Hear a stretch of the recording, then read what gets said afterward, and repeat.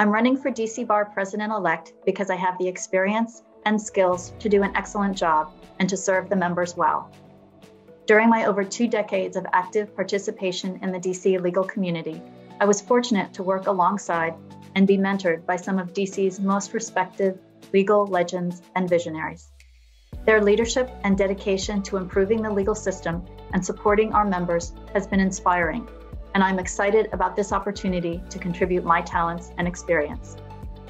I've thoroughly enjoyed my involvement in our legal community, whether immersed in a fundraising campaign, planning a program, leading a board meeting, or evaluating policy initiatives. I found the work meaningful and rewarding.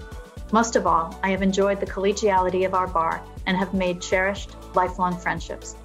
I look forward to working together with other leaders and stakeholders to sustain our profession at the highest levels and support our membership.